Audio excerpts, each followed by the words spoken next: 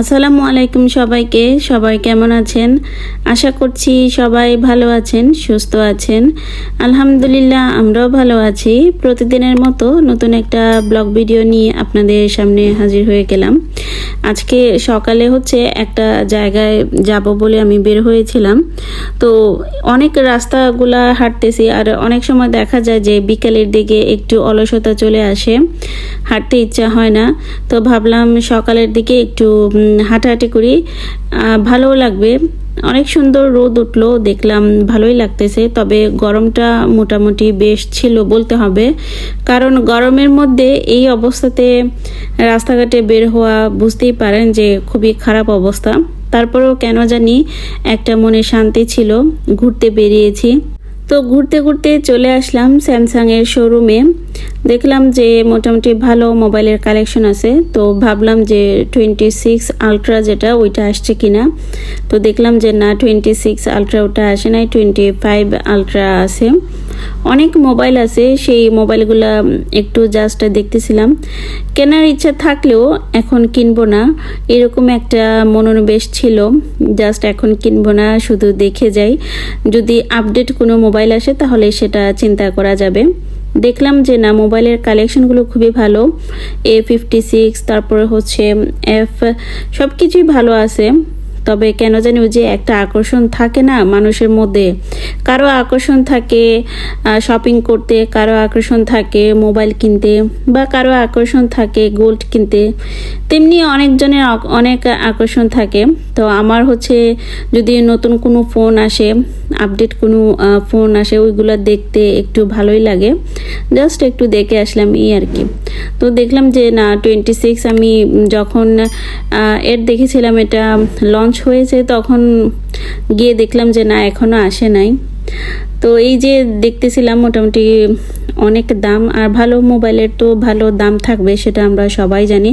তবে আমরা যারা ইউটিউবিং করি, ইউটিউবের ক্ষেত্রে আমি মনে করি যখন ফার্স্টে আমরা ইউটিউবটা শুরু করব, তখন নর্মাল একটা ফোন দিয়ে শুরু করাই ভালো। কারণ ইউটিউবে আসার পর অনেকেই মনে করেন এটা লাগবে, ওইটা লাগবে, দামি সব কিছু লাগবে।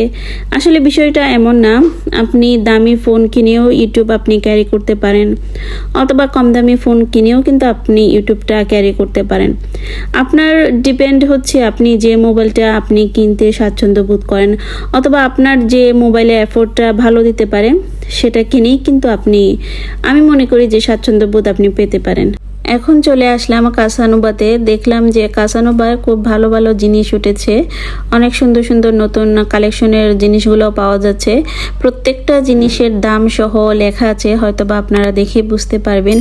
এই জিনিসগুলো এত ভালো, রান্নার ক্ষেত্রে খুবই ভালো এফোর্ট দেয়, বা রান্নার ক্ষেত্রে আপনি খুবই সহজভাবে যে কোনো জিনিস কিন্তু আপনি রান্না করতে পারেন।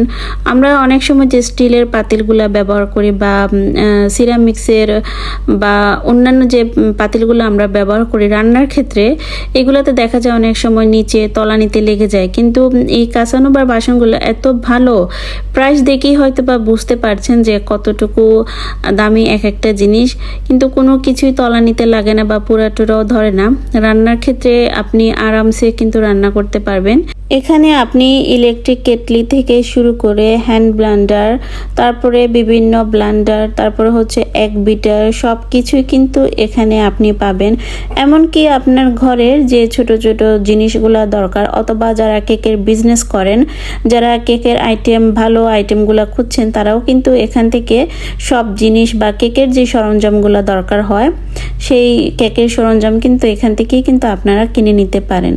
ওই যে কথায় বলে না, ভালো জিনিসের ভালো গুণ, তেমনি ভালো জিনিসের কিন্তু ভালো মান গুণ সব কিছুই থাকে। এখানে প্রত্যেকটা জিনিস এত ভালো।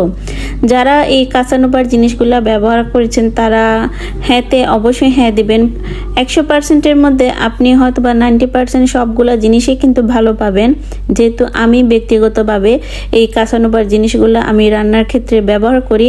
হাঁড়ি পাতিল যাই আছে না কেন, আমি অনেক জিনিস কিন্তু আমার ঘরের কাসানোবা থেকেই কিন্তু কেনা। আমি এই পর্যন্ত যা জিনিস ব্যবহার করেছি কাসানোবার, প্রত্যেকটা জিনিস খুবই ভালো ছিল।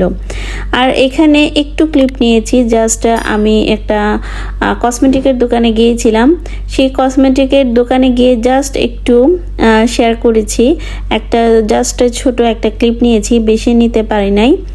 আসলে অনেক সময় দেখা যায় অনেক কিছু ক্লিপ নেওয়ার ইচ্ছা থাকে বা ভিডিও করার ইচ্ছা থাকে, পাশের মানুষজন একদম হাঁ করে তাকিয়ে থাকে, তখন আসলে কোনো কিছুই কিন্তু ভিডিও করতে ইচ্ছা হয় না।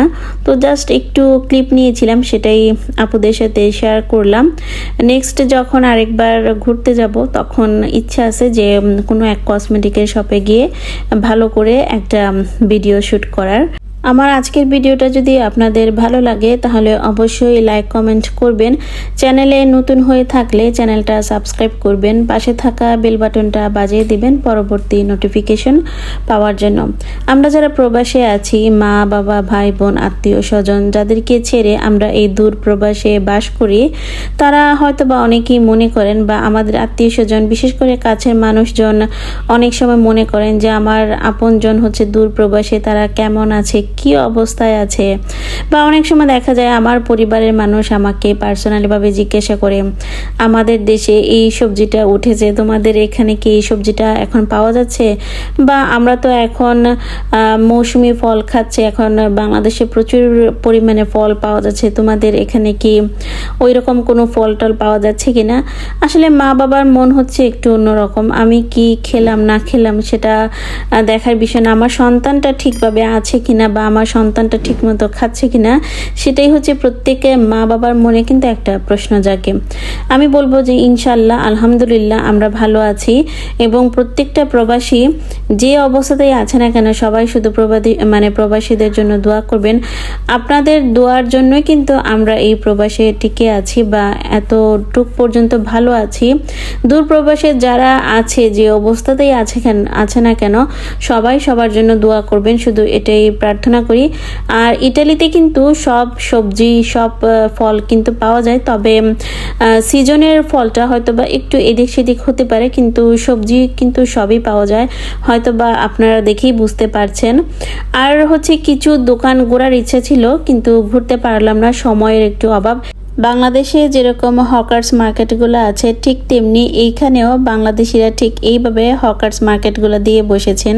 এইখানে কিন্তু অনেক ভালো ভালো জিনিস পাওয়া যায়। এই দোকানগুলো সব হচ্ছে বাঙালিদের দোকান, ঘুরলে কিন্তু অনেক জিনিসগুলাই আপনারা দেখতে পারতেন। শুধু সময়ের অভাবের জন্য অনেক জায়গায় কিন্তু ঘোরা হয়নি, তারপরেও চেষ্টা করেছি অনেক কিছুই আপনাদের সামনে তুলে ধরতে বা তুলে ধরার চেষ্টা করেছি। ভিডিওতে বলা কথা আপনাদের কেমন লাগে আমাকে কিন্তু অবশ্যই কমেন্টে জানাবেন। একটা ভিডিও করতে অনেকটা সময় নিয়ে ভিডিও করতে হয়, অনেকে চিন্তা ভাবনা নিয়ে কিন্তু ভিডিওগুলা করতে হয়। ভিডিও দেখার পর আপনাদের যদি মনে হয় যে এই ভিডিওটা ভালো বা উপকারের ভিডিও, তাহলে অবশ্যই কমেন্টে জানাবেন। কথা বলতে বলতে ভিডিওর প্রায় শেষ পর্যায়ে চলে এসেছি। সবাই ভালো থাকুন, সুস্থ থাকুন। নতুন ভিডিওতে আপনাদের সাথে আবারও দেখা হবে। আর হ্যাঁ, অবশ্যই কিন্তু কমেন্ট করতে ভুলবেন না।